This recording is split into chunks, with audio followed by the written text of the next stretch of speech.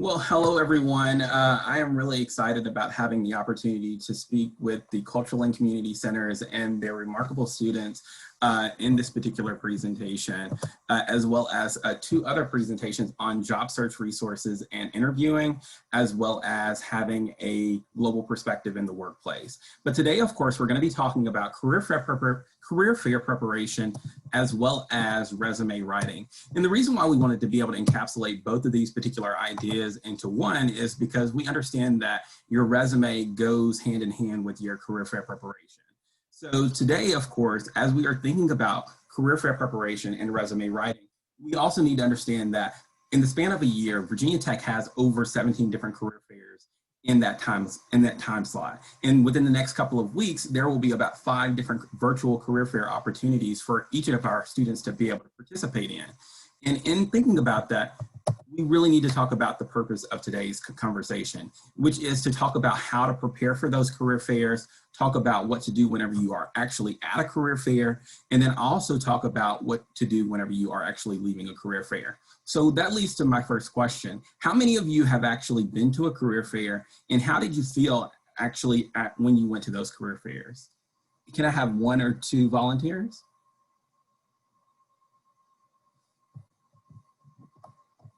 I'm sorry, I'm not able to hear anyone. So if anyone just wants to speak, please just unmute yourself. Hi, so my name's Lily, and I've been to a career fair before. The experience is definitely really intimidating and overwhelming just because like there's so many students there, and like the lines are so long. But yeah. Absolutely. Well, I really appreciate that. And frankly, whenever you do think about a career fair, it is a very intimidating process, to be honest with you, especially if you don't necessarily have the adequate preparation or have the adequate information about going to a career fair. So all of the career fairs this year will also happen to be virtual. So that will easily change up the trajectory of what exactly we normally prepare for. But for the most part, all the information will basically be the same. But in this particular instance, it is a very intimidating process, and we want to eliminate that as much as possible. So of course, we also really want to learn about those best practices when preparing for a career fair. Learn how to strengthen your resume, learn how best to utilize your elevator pitch, and then of course, learn how to efficiently and effectively navigate through a career fair, virtually of course. So of course, one of the most time-sensitive issues that you have to really deal with is, of course, researching your companies beforehand. So of course, whenever you're thinking about researching for the career fair, you really want to focus on the industry. Think beyond your major. And the reason why you want to think beyond your major is because there are some unique skills and experiences that are sometimes encapsulated from within your different experiences, such as your internships, your externships, your full-time employment that you've had before. So therefore, you want to really engage on your resume, your cover letter, your information that you're going to be able to bring with you, and see how that is going to meet the needs of the company or organization that you're thinking about applying to or even speaking to at the career fair. So you want to look for jobs and internships that you're most interested in. Make sure that you meet their requirements as well as their qualifications. You want to look for those keywords. So first of all, how am I going to know exactly what companies are coming to Virginia Tech or coming to us virtually on the day of the career fair? Well, each and every career fair at Virginia Tech has a website where you have the opportunity to go on that website and locate what specific companies are going to be at Virginia Tech for that particular date. So of course, then generally there is also information about those particular jobs or those particular career opportunities that might be available to you, whether that is an internship or externship, and what information I need to make sure that is most targeted to those specific keywords that they're looking for. Also create a list of companies that you want to talk to. You want to prioritize those specific companies, whether it's your top 5 companies. Yes, that's really good. You don't necessarily want to start with those companies. The reason is because you want time for your nervousness to go away and for you to be able to be at your very best whenever you are speaking with those companies that you're most interested in, so that you can move forward in the process from the career fair directly into that interview stage, and then hopefully to a full-time opportunity or even an internship with that organization. So of course, what do I have to wear for a career fair? So what is considered appropriate for one industry or organization is sometimes very different from a specific type of industry. So whether you are in the field of geology, where a lot of the researchers or those people who work in the field, they might wear a button down with some I can't think of the type of pants that they generally wear, but generally you want to also step it up. If it's generally acceptable to wear business casual in the work environment, then generally you want to be business professional whenever you actually go into this particular opportunity with a recruiter. So what's considered appropriate for one industry or organization is sometimes going to be different for another. So understanding your industry is, of course, is going to be significantly important, but also first impressions really matter, because this is one of the few times that you're going to have the opportunity before an interview to meet with those organization representatives, or that recruiter, that supervisor, or that individual that you're likely to be working very closely hand in hand with. So all of that is very important to think about as you are getting prepared for your career fair. And then of course, thinking about what you have to wear. So of course, what is necessary for me to, what should I bring to a career fair, virtually or even in person? So pens and pencils, your padfolio, your notebook, your folder with pens and with paper, and then of course a positive attitude. And the reason why you still want to have your pens and pencils, as well as your padfolio or notebook, or some type of note-taking ability on your technology, is because being that you're not going to be in person at a career fair, you're not going to be able to collect a business card or information from that individual. So therefore you want to be able to take down their information. So while you're thinking about the future, you also want to be able to make sure that you can stay in contact with that representative of that organization. And then one thing that is significantly important is copies of your resume. Your resume is going to be one of the most important things that you have to be able to bring to a career fair, whether it's virtually or even in person. And specifically in this particular instance, you want to have that document easily saved and accessible to you whenever you are entering the virtual career fair space. Because if you don't have access to that, how are those organizations going to note your experiences, your skills, and your educational experiences that you're able to bring to their organization if you don't have that information easily accessible? So that's something that's really important. So some general resume guidelines that you need to think about whenever you are preparing for the career fair, and then also preparing your documents for the career fair. You really want to aim for 1 page. Exceptions are for 2 pages, but don't do 1.5 pages, because that's really not aesthetically pleasing. You want to choose a readable font style, Times New Roman and Calbre. And then also you want to pick a proper font. 10 to 12 font size is what we generally recommend. So let's say you are at 1.25 pages. So to get it down a little bit, if you are at a 12 font size, then you want to go down to 11, and then possibly 10 if that is what's deemed necessary to get it right on that 1-page mark. Also, you want to adjust your margins. Make sure that a single space, keep those margins between the expectations on this particular PowerPoint here. Also, you want to be concise and consistent in your information as well as your format, respectively. So that's what's critically important as well. Also, you want to make sure that your name is at the top of your resume, your address, your college, whether your college address, your current address, permanent address, or just city and state. Although generally it's acceptable now for you to just include your city and state, because most of the interactions that you will have with the organization will likely be through email or some type of a communication through their online portal from that organization itself. And then also having your LinkedIn most up to date as you prepare for your career fair, as you prepare for the virtual career fair, is going to be very important as well, because your LinkedIn encapsulates information about who you are and information that we are not necessarily going to see on your resume. It's generally going to be considered an extension of your resume, but also include information that is not generally deemed important enough to go on your resume for the career fair. Also, in terms of putting in an objective on your resume, is sometimes questionable, generally whenever you're just generally applying for full-time opportunities, internships, externships, X, Y, and Z. But your objective is specifically for opportunities or applications that you're trying to submit whenever you're going to a career fair, where you want to really be able to narrow down some of your focus to a specific type of industry because you have a certain type of skill set or experience that would be most beneficial for the company that you're applying into. So whenever you are considering that objective, you want to really be purposeful or intentional about your approach. You want to be specific, keep it focused, support your objective with your skills, your coursework, work experience, clubs and organizations. But you also want to really understand that your objective is not going to be a paragraph long. It's going to generally be a sentence or two at max.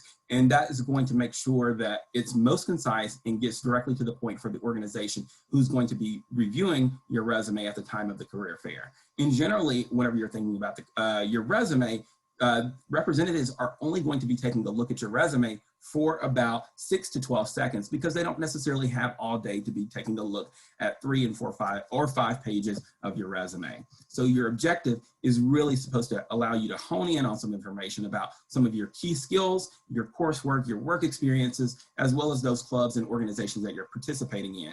And then also some potentially other things that you're doing that are most relevant for the organization that you're thinking about joining. So of course, whenever you're putting education on your resume, you want to make sure that you include your degrees and your majors, as well as your minors, your GPA overall and in major. But typically, whenever we're thinking about your GPA, we normally want you to only include information that's over a 3.0.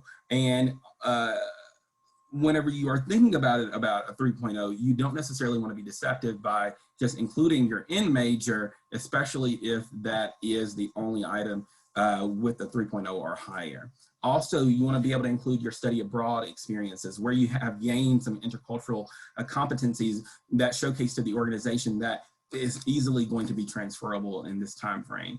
Also, whether you have been on the dean's list or the president's list or any of those type of honorary information, you want to be able to include that on your resume as well. Also, something that's critically important is also trying to get the name of your university appropriately correct on your resume. Sometimes I see VA or the abbreviation of Virginia Tech or Virginia Tech University or Virginia Polytechnic Institute. You should not include just simply that. You should just simply put Virginia Tech because that's the way in which Virginia Tech markets itself. And then also, where is Virginia Tech located? You want to be able to put Blacksburg, Virginia as well on the resume as well. So that's what's important as well. So how can I highlight some of my different experiences and then break that information down throughout my resume using a bulleted format? And so you want to be able to think about all of the great things that you've done, whether that happens to be some of those research experiences that you gained, whether you have became a fellow here at Virginia Tech, or whether you have gained some type of paid or unpaid internship opportunities, whether it's a service learning opportunity that you've gained, whether you have served on a committee here at Virginia Tech for this Latinx symposium or the Uplifting Black Male Conference or for LGBTQ Pride. All of those things are things that you can definitely include on your resume. And if you are struggling with how to actually complete that process, of course, setting up a time to sit down with one of our amazing advisors within career and professional development would be something that would be very beneficial for you as well. So of course, you want to be able to include your role within the organization as well as the location and date, because we really want to understand the time frame of these different experiences and how they can easily, of course, be transferable for the organizations that you're thinking about joining. And then, of course, looking at those those keywords from that job description within that organization, then of course we can really become more and more focused of the type of experiences and skills that we've gained, and then showcase to that organization how those are easily transferable to that organization that we're thinking about going into. Also, you want to know how to effectively write about them. And then how do we do that? That is generally the main question that I receive a lot of the times in one-on-one appointments with students. So we have basically created a formula to help you throughout this particular process. So of course, the skill, what skill did you get out of performing this particular duty? Whether it's some type of communication skill, leadership skill, and then we want to develop the structure, put that result into a statement. But then of course, we want to make sure that we use a powerful action verb. And within career and professional development, you can easily go to career.vt.edu and then access the career planning guide for 2020 and 2021 that will showcase to you some of those powerful action verbs in the resume section of the career planning guide. And then also clarify. Ask yourself who, what, when, where, and how many, and why. And the reason why that's the most important is because that means you are able to quantify some of your different experiences. So of course, if you are in a business major, you really want to showcase to that organization your leadership skills. We don't want to just know that you have leadership skills. We want to know that you have experience being a leader within the confines of being a supervisor, or within your leadership skills that you've developed within a certain organization, and how many participants were within that organization, and how many you conducted a meeting over, and things of that nature. So you want to really think about it from those different perspectives. So just really utilizing this particular formula example into practice.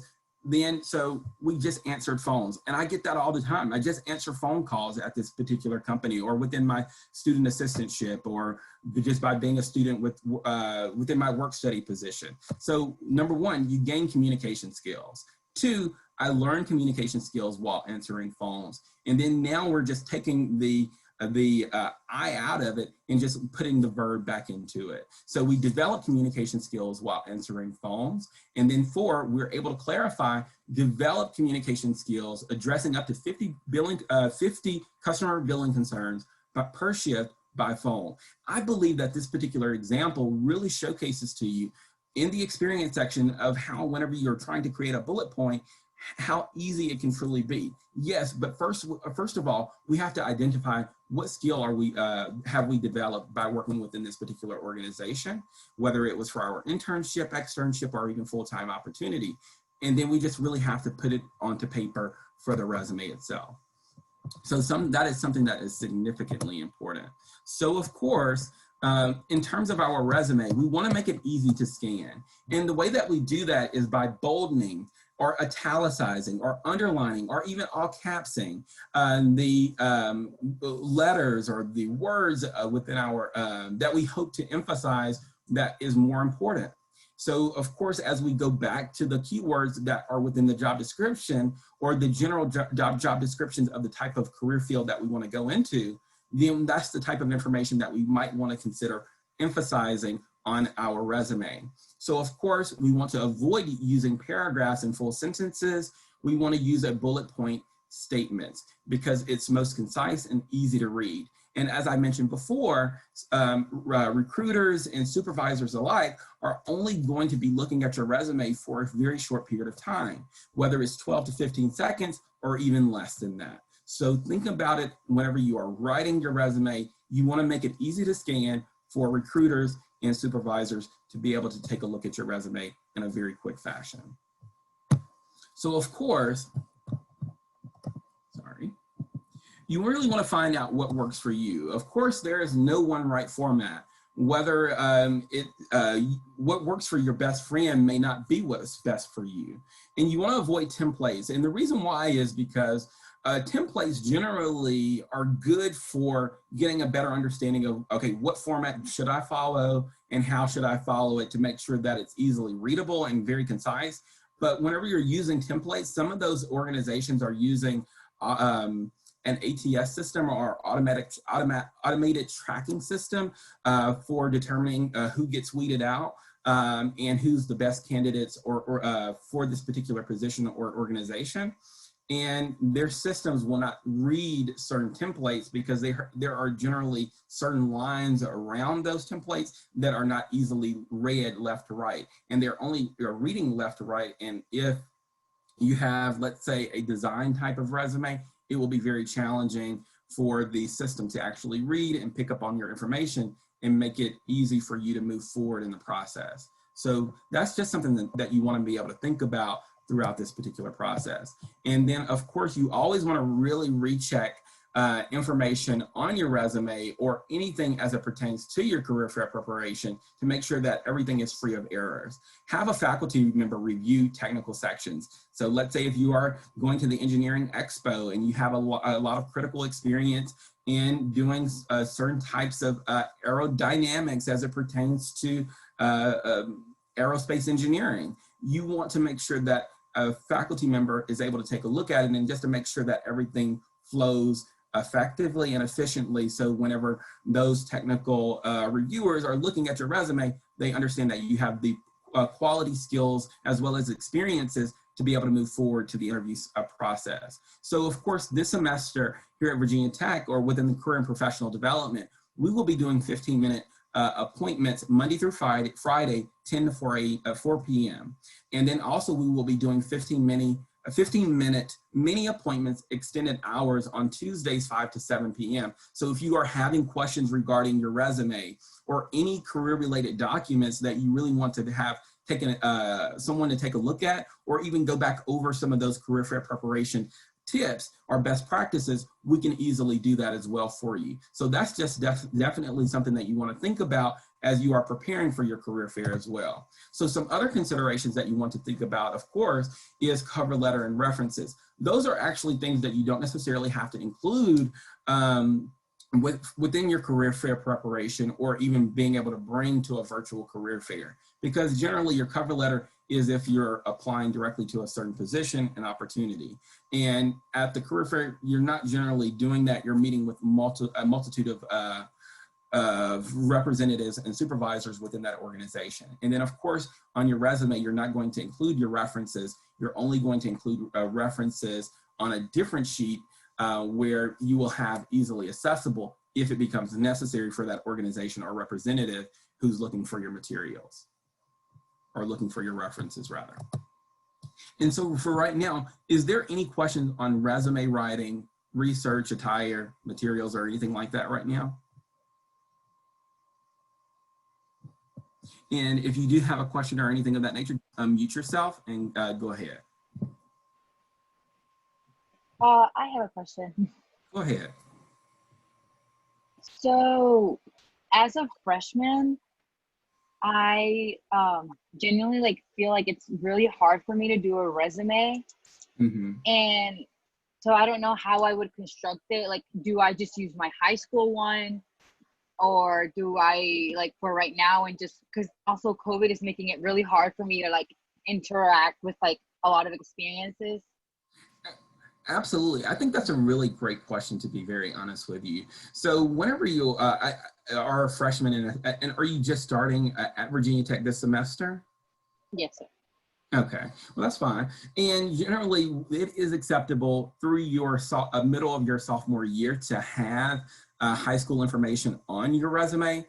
And if you are also struggling or to construct a resume, what you should do there is also just come by Career and Professional Development. Well, not come in person, but you can go to Handshake virtually, and you can sign up for an appointment, and one of our advisors would be more than happy to meet with you more so on a one-on-one basis, and then we could easily help you start the process of developing your resume and getting all the right information on there, so whenever you do start gaining some new experiences or gaining some new skills, you're able to start including that information on your resume. And then also, as you prepare for the career fair as well as a freshman, I think it's critically important for you to go to a career fair, even if you are not necessarily looking for a full-time job opportunity or an internship or externship, but just to really get your feet wet, so to speak, and gaining a new experience. And then also getting familiarized with those different companies and organizations and what are they looking for an internship or an externship.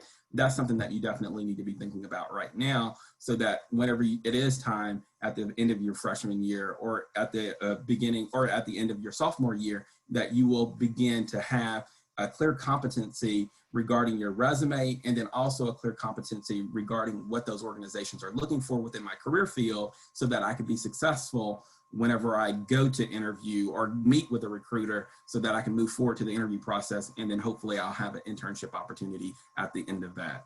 Does that answer your question? Yeah, that does. Thank you so much. You're very welcome. Now, do we have any other questions specifically regarding the resume writing or anything else that I've mentioned thus far? Okay.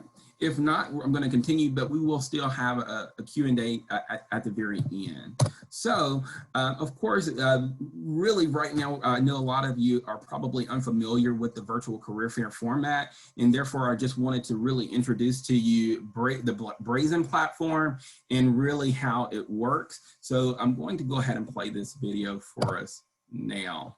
So let's go ahead and pull that up here.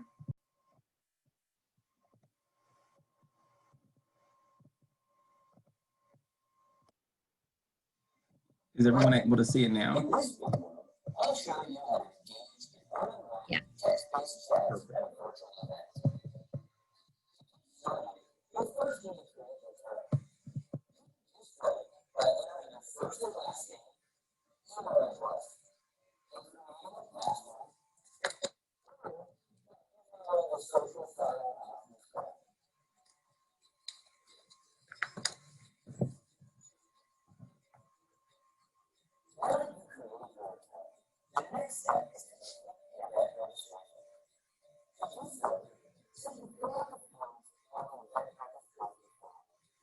Perfect.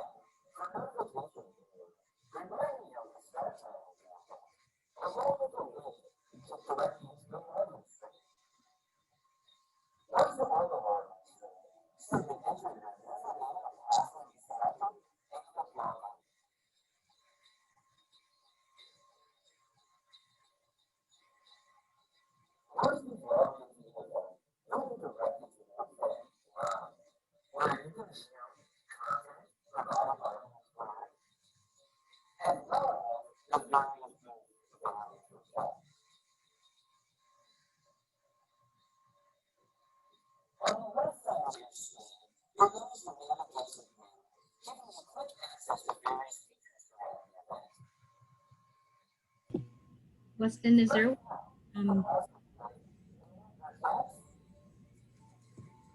it's hard to hear, by the way.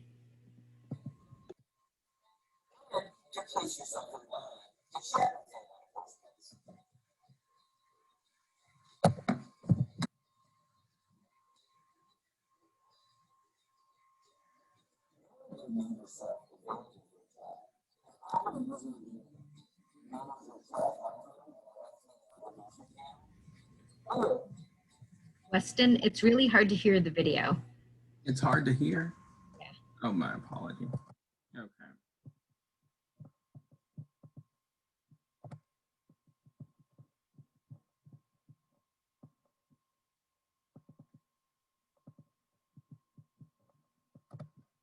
Okay.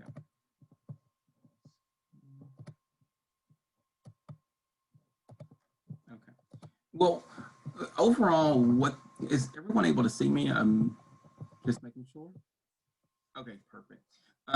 So basically what I was trying to show you in this particular video is that, yes, there will be a platform called Brazen, and yes, generally there will be a lot of chatting initially whenever you are speaking with a lot of these companies or employers, but frankly, over the summer, they have updated the system to make sure that throughout the virtual career fair, when interacting with those employers, you will have the capability to speak with the employer on video. But first of all, you'll have to really think about your elevator pitch. And then so you know how I was mentioning initially that you're going to have your resume on hand, or at least on your technology to make sure that it's easily accessible whenever sending out that information to the company or whenever interacting with that recruiter. But you're also going to basically need to have your elevator pitch wrote out beforehand, so before you start the interaction with that particular employer.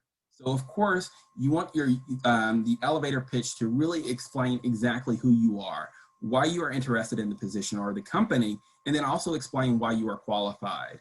And at the very end, you want to really be able to showcase to them what you can do for them. And that happens to be one of the most crucial and important questions, is because that means you have done your research in regards to what exactly are they looking for in terms of a particular candidate for their organization. And in understanding that, you have already looked at the job description and those keywords, and you're able to basically put it back on them and to let them know through your different experiences and your skill sets that you have been able to gain over the course of your experiences here at Virginia Tech, that you're able to utilize that transferably to that organization at hand.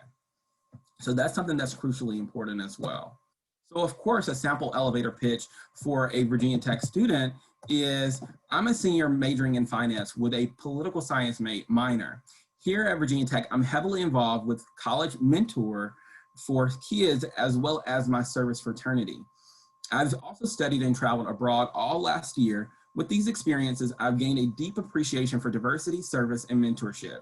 I'm hoping to put my leadership and customer service skills to work. Could you tell me more about your management training development program? And that's exactly how you want to lead off with your elevator pitch. And also you want to make sure that it is grammatically correct, your punctuation is on point, and all of that information whenever you submit that in the chat for the video chat, then hopefully you can actually explain a bit further about your elevator pitch or your different experiences or your skills that you've gained here at Virginia Tech a bit more in detail as the recruiter or the supervisor requested. So of course, as you are getting prepared for your career fair, you want to make sure that you test your audio, your visuals, and Wi-Fi connection. As you see today, I struggle with my audio, and that's something that you want to go seamlessly as possible, and in terms of not having any type of mistakes. But we also recognize right now there is a lot of people using Wi-Fi and the connection might be bad, but you want to eliminate as many problems or challenges for yourself as possible. So of course, arriving early to the software platform is going to be very much important. Also, the check-in process or the registration process is basically all of your Virginia Tech information, whether it's the Business Horizons or Engineering Expos or even the Careers in Science. So all of that is basically done for you for the 17 different virtual career fairs here at Virginia Tech. So none of you have to sign up for the career fairs that are going to be sponsored by Virginia Tech, but you also want to get familiarized with the platform beforehand, so that you can have all of your information most up to date, whether it's a headline or just having your resume already updated to the platform. All of that is going to be important. So of course, if possible, we want you to minimize your distractions, such as TVs flickering in the background, and we're noticing a constant lighting pattern versus a non-lighting pattern every few moments. And then also other distracting backgrounds, such as a mirror behind you that is showcasing to us what you're looking at and things of that nature. So of course, if you are getting prepared, that might be beneficial for you, but you don't necessarily want that recruiter or that organization to see all of your notations. But yes, that it's okay for you to be writing notations, but you don't necessarily want notations on the wall and things of that nature. Also, being at the career fair. Yes, for in-person, you generally want to walk around, get comfortable with your surroundings. You want to discover new employers as well as new opportunities. Normally, you want to use your list of companies, start low and then aim high. So let's say you only have 5 companies that you're interested in. Maybe you want to extend that list to 8 because you want to prepare a little bit first and let some of your nervousness go away. Also observe and listen to others when waiting in line. Unfortunately, in the virtual format, that's going to be a challenge because you're not going to really have that experience, at least from my understanding at this particular point. So therefore, doing your research is going to be very much important and pivotal toward you being successful in gaining the interview opportunity to move forward for that internship or externship or even full-time job opportunity. Also, you want to leave and re-enter the room as necessary. So if the career fair is, or the virtual career fair is going from 10 to 5, leave and then get prepared a bit more after you have that first experience where it may have been a bit challenging for you. So that's something that definitely, these are definitely some best practices that you can use whenever you're thinking about the career fair as well. Also, of course, whenever you are interacting with recruiters, you want to be able to include your full name or at least your first name. And the reason is because sometimes you'll see different names such as Running Bulldog 4343 as your name, but you want to make sure that is most up to date with your actual name that's on your birth certificate or your preferred name that you would like to be utilized throughout this particular career fair, whatever is appropriate or deemed appropriate for yourself. Also, you want to be personable, build a relationship. They're human too. So of course, yes, you might want to automatically go into your elevator pitch, but first of all, you might want to say, hello, how are you doing under these unprecedented and in challenging circumstances? You might want to ask that question first of all. And then also, how do you miss working by going to an in-person career fair? All those questions are very important. So of course, asking meaningful questions, not asking questions that you should automatically already know. So they may not take your, well, of course, generally they would not take your resume, and some companies still might not take your resume. So don't be sad or offended, but that might just generally be a company policy that they are following. Also, always ask for business cards or contact information before leaving. And this is one of the most crucial points, especially being that we are very much virtual during this time frame, because if you don't have their business cards or their business contact information, then you're not going to be able to get back in contact with those individuals, unfortunately.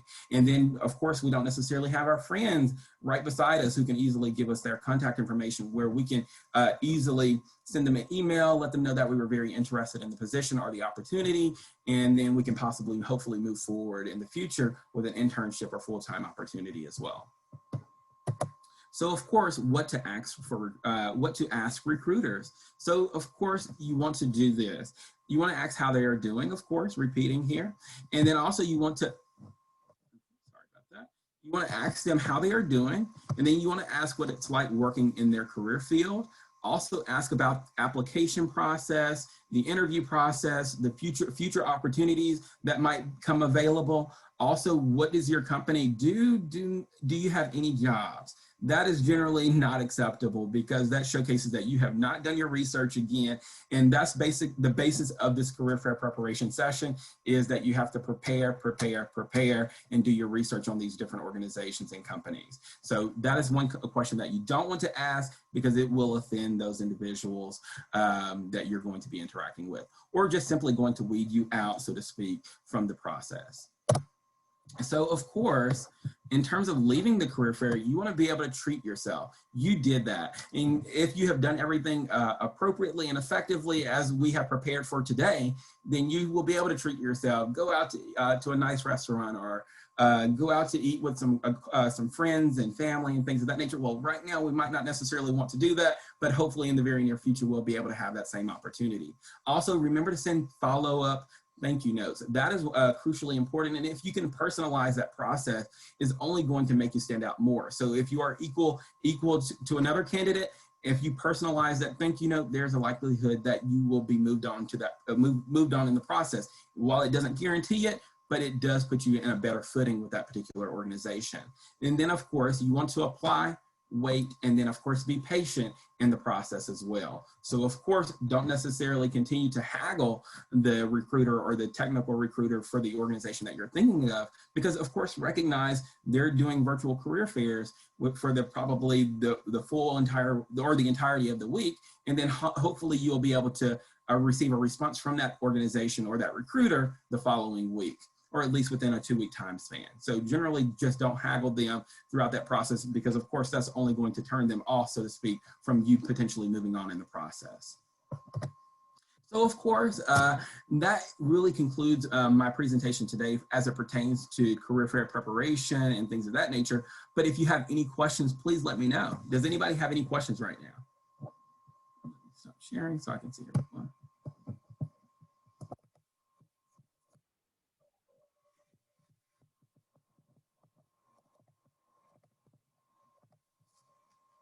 Okay, I don't think we have any additional questions. Veronica or Nina, do you have anything else to add before we conclude our session today? Veronica, do you want to? Yes. Well, no, thank you for coming, and thank you, Weston. As always, I'm impressed, and I really want to run and fix my resume now. But that was really, really good. Thank you. Thank you as well. I really appreciate it.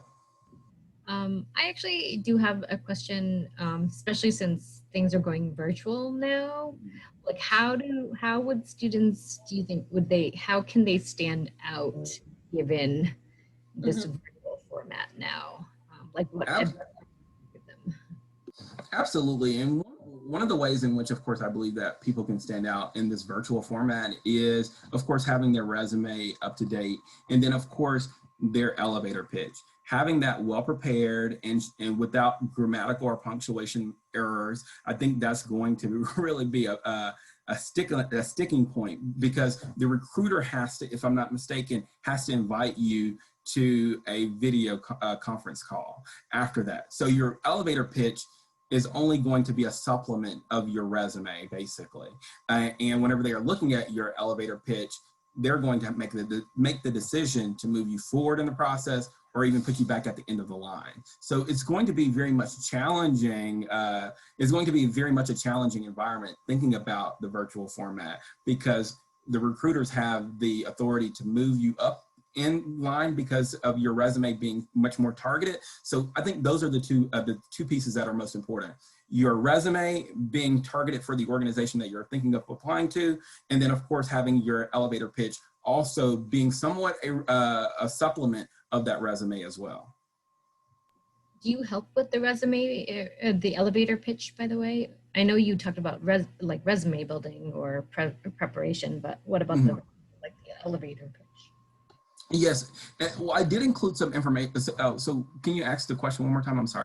So can students get advice on how to develop or plan their elevator pitch? I know you mentioned resume. But, Absolutely. So I think the elevator pitch portion, one thing that I would strongly recommend if you're struggling with your elevator pitch is setting up a time to meet with one of our advisors within Career and Professional Development. You can easily go to career.vt.edu and then sign up for an appointment on Handshake. And if also, let's say you work in an 8 to 5 type of job during your full-time college schedule, we also this semester we are introducing the extended time frame, which is really exciting because we understand a lot of first-generation students, a lot of underrepresented and underserved communities have the challenge of not really being that's not an accessible time frame. So from 5 to 7 on Tuesdays this semester, we are premiering the extended hours, and please come and get your elevator pitch or anything that you have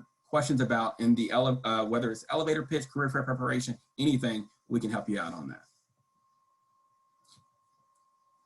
And any other questions before we let you go this afternoon? I don't think so. Oh, go ahead there, Nina. Oh, can you tell students at least just like what the first few virtual, like when the first few virtual career fairs will be? Absolutely. So the first few virtual career fairs will happen within the next couple of weeks. Well, literally probably next week, if I'm not mistaken, is the very first one, which will be Business Horizons. And then we'll have Engineering Expo. And then also we will have Careers in Science, just to name a few of the ones that that we have upcoming. So let's say if you want a full list of those career fair, virtual career fairs or in-person career fairs that might be upcoming, let's say next semester, we also have a list of that on career.vt.edu website, which is our website. And we also have information on virtual career fair tips that is even more expensive than the information that I provided for you today. And then also, if you're, let's say you just don't know where to go to register for the event, you don't necessarily have to register, but you really want to get familiarized with Brazen over the next week before those career fairs start to happen. You can go to our website as well, and it will link you to it, or you can go to the Business Horizons or Engineering Expos of Careers in Science website, and you'll be able to access that information right there. Great, thank you so much. You're very welcome. And I think that concludes everything as it pertains to our career fair preparation as well as resume writing today. I really appreciate each and every one of you for coming out, as well as Veronica, as well as Nina, as well as all of the Cultural and Community Center directors for assisting developing this collaboration. So the next presentation or workshop on job search and resources and interviewing with a focus on microaggressions during that presentation will happen on September the 28th between 12:30 and 1:30, if I'm not mistaken. But of course, we will have that information sent out to you very soon. So thank you again. We really appreciate it. And have a great day, you guys. You all, rather. Thank you. Bye-bye. Bye.